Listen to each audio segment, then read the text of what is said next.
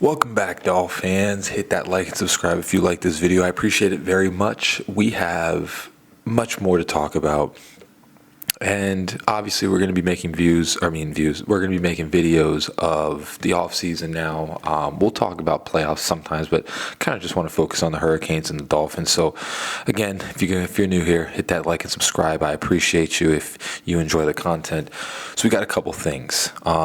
Obviously, Stephen Ross says that Mike McDaniel and Chris Grier are staying. Tyreek Hill also said that he wants out. Tua is injured with a hip injury. So where do we go from here? The Dolphins, honestly, because we have to accept what's kind of going to happen is we're just going to do the same thing next year. How can we make it better? Like I said in a previous video, number one, I definitely think you trade Tyreek Hill. I think at this point, even just the pure fact that we didn't make the playoffs this year and he's already wanting out, I think this person is kind of a cancer, especially when you look at some of these games and you dropped a lot of passes that were touchdown passes that would have helped us out a lot. You ran wrong routes during key games, all of these things, and now that you're saying that you want out, guys, I'm telling you, I kind of was seeing it throughout this year. I like his play on the field, but when the year began and the whole police thing happened with him, and then you realize that it was just basically him being excuse my language, but a dick, and being kind of an idiot when it came to police officers and, just not obeying the law because, I don't know, that it just played out to starting to be able to see that it's not okay for him to be on this team, and we could definitely trade him for something. So definitely need to do that. And like I said, I think Waddle has kind of been not the same because he's behind Tyreek Hill. He's just not really the same player because he's now playing second fiddle to somebody that talks a lot. So honestly, this offseason, I think it's time to move on from Tyreek Hill. I think after June 1st or July 1st, June 1st, it's going to cost us like $12 million dead cap instead of like $28 million. So I think that's something that you need to look into, seeing what you can get. Maybe you can get some draft picks or whatever it may be. I think just the personality of Tyreek Hill is just not good on this team. And we slowly saw it throughout the years, with him walking off on the Buffalo Bills game and, causing all the disruptions in a Twitter feed and all of that crap.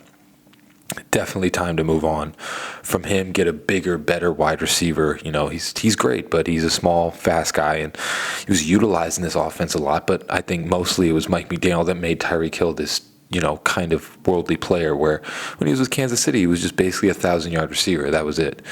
So definitely get rid of that cancer. That definitely has kind of been holding our team back, especially when you say all that. In a lot of the games, you were messing up routes and doing all sorts of dumb crap, dropping the ball. Just makes no sense. So with Chris Grier and Mike McDaniel, it is what it is. I think we all thought Chris Grier was going to be let go, but he is staying. Here's the thing. We do get mad because Chris Grier did the whole laughing about the offensive line and all that, but when you really consider it as well, there has been a lot of good things as well that Chris Grier has done, with the pickup of Jonnu Smith or even being able to, in free agency, always get the dude that he wants. It's just what he's targeting right now. And I think what we can work with in this offseason and how we move forward with this is, if they don't, then it's going to be another frustrating year for the Dolphins, focusing on the offensive line. You have an injury-riddled quarterback that, can't stay on the field, and you give him probably the worst offensive line in the NFL.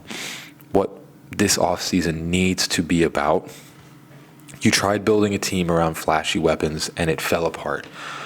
The offseason needs to be about building the interior of everything.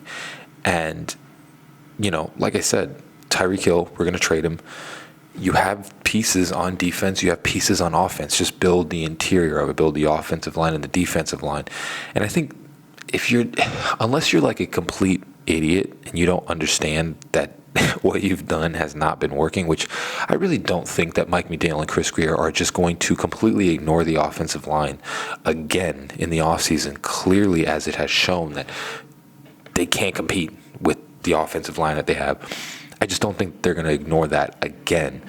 So what needs to happen at the end of this season is that's our main focus. You got the tight end, Malik Washington and Jalen Waddle can both take the role of Tyreek Hill. Malik Washington looks like a really good player. Time to draft a bigger quarterback or get one in free agency or whatever it may be. But focusing on the offensive line. I think free agent-wise, there needs to be at least 3 higher-end offensive linemen. Not obviously like $90 million a year type guys, but like McGarry last year was I think he's like a $15 to $20 million player. That's someone that we should have signed. It's just drafting some players, for offensive line. I think the first round, you should definitely use that on an offensive lineman if there's a good one available, which we'll talk later on, in the offseason about, the different positions and all of that. But I think I don't think that they're that stupid to ignore this again. And this is the thing. It is what it is. It's going to be what it's going to be. They're going to stay here. The one thing that I do like about this, the one thing, if there is a bright side of what's going on right now, is he kind of makes a point, Stephen Ross, where it's Mike McDaniel's a rookie head coach, and he's shown good things. Firing him and bringing in another coach to start over again might not be the best option. When they say that they're going to sit down, talk about what went wrong, I think they will definitely discuss the offensive line. I think that is the major point here, because since Mike McDaniel has taken over, and actually since Chris Greer has taken over, the offensive line has been probably the worst in the NFL every single season. So, like I said, completely ignoring that again would just be buffoonery, and I don't think that they're gonna do that. So, what he's saying with continuity, I kind of get it. You don't want to move on again to another head coach after 3 years and just keep doing this rotative cycle, because honestly, that hasn't worked either. We've been doing that for almost 2 decades now, and we just keep getting the same coaches and firing them and getting new ones and firing them. It just keeps happening. So I think keeping Mike McDaniel, I get what he's saying there. And honestly, it could turn out to be something, because, again, there's good and there's bad. The major bad was that they ignored the offensive line. So if they decide to address that this offseason, it's not like they're terrible at their jobs, because Chris Greer is missed on a lot of draft capital, but since Mike McDaniel has taken over, the offensive draft picks have all been pretty decent. When you take a look back at everything that Mike McDaniel has drafted besides Izukanma, most of the draft picks have hit, with Devon Achane and Malik Washington and who else? Even Chop Robinson. I'm forgetting Patrick Paul. A lot of these offensive players have hit. So the thing that we're going to do next, which it will be a telltale sign towards the offseason, seeing what they're looking at in the draft, is do they decide to fix the major problem that has continued to plague this team, or do they continue to ignore it and just keep trying to play finesse ball?